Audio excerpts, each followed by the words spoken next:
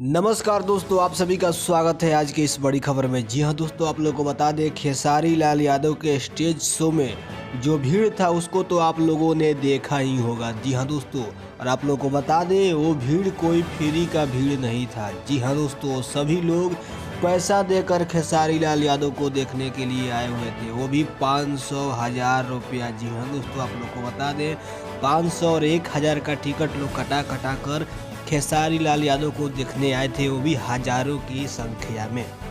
जी हाँ दोस्तों, आप लोग को बता दें इतना भीड़ तो कोई के स्टेज शो में फ्री में भी देखने पर नहीं मिलता है। जी हाँ दोस्तों, आप लोग को बता दें एक खेसारी लाल यादव का एक अपना एक अलग जलवा है, जिसको देखने के लिए पब्लिक हमेशा बेताब रहती है।